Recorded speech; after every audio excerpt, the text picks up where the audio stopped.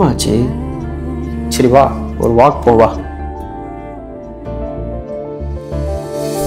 காலங்கள் கடந்ததோ, தாமதம் ஆனதோ.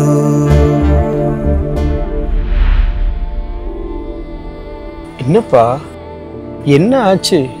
ஒரே சோகமயமாவே இருக்கிற. ஆபீஸ்ல ஒரே டார்ச்சர்ப்பா. அதானா? அந்த மேனேஜரால என் சந்தோஷம் போச்சு, என் சமாதானம் போச்சு, எல்லாமே போச்சுப்பா. சொல்றேன், தப்பா நடிச்சுக்காதம்மா. காத்தடிச்சு வீடு இடிஞ்சதுன்னா காத்த குறை சொல்ல முடியாது. வீடு வலிமையா கட்டப்படலன்னு அர்த்தம். முதல்ல நாம அதை ஒத்துக்கணும். அப்ப நான் வலிமையா இல்லையா? அப்ப எல்லா பிரச்சனைக்கும் நான் தான் காரணம்னு சொல்றீங்களா? உன்னை பிளேம் பண்றதுக்காக சொல்லமா. அவனால என் கேரக்டர் கெட்டு போச்சு, இவளால என் நிம்மதி கெட்டு போச்சுன்னு சொல்றதே ஒரு ட்ரெண்ட் ஆகி போச்சு. இப்போ அவன் சந்தோஷத்தையும் நிம்மதியையும் மத்தவங்களுக்கு கொடுத்து வச்சிருக்கான். நீயும் அதுல மாட்டிக்காத.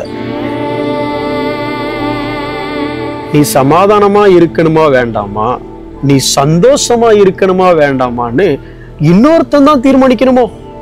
அப்ப தப்பு யார் மேல இருக்கு? யார் வேணா என்னை ஈஸியா விலை பண்ணிடுறாங்கல்ல. நான் ஏன் இவ்வளவு பலவீனமான பாத்திரமா இருக்கேன்? குற்ற உணர்வுக்குள்ள போயிடாதமா. உணர்வடைஞ்சி உன்னதர் பாதத்துக்கு போயிரு. எனக்கு என்ன கவலைனா, நாளைக்கு நான் ஆபீஸ் போன உடனே அந்த மேனேஜர் எனக்கு மறுபடியும் துக்கத்தை தானே தரப்போறான். இருக்கலாம், ஆனா ஆண்டவர் உன் துக்கத்தை சந்தோஷமா மாத்துவார். முதல்ல மேனேஜரை பார்க்கறத விட்டுட்டு கர்த்தரை பார்க்க ஆரம்பி. சூழ்நிலையை கையாளுற மதிநுட்பத்தை அவரே உனக்கு தருவார். உன் சந்தோஷத்தை ஒருத்தர் எடுக்க முடியாத இடத்துக்கு அவர் உயர்த்துவார். படைச்சவரையே உள்ள வச்சுக்கிட்டு படைப்புக்கெல்லாம் பயப்படலாமா? கரெக்டா சொன்னீங்கப்பா. இனிமேல் நான் பயப்பட மாட்டேன். எதுவா இருந்தாலும் ஃபேஸ் பண்ணிக்கலாம். வாங்கப்பா போலாம். தேவன் நமக்கு தந்திட்டாவி தைரியாவி பலமு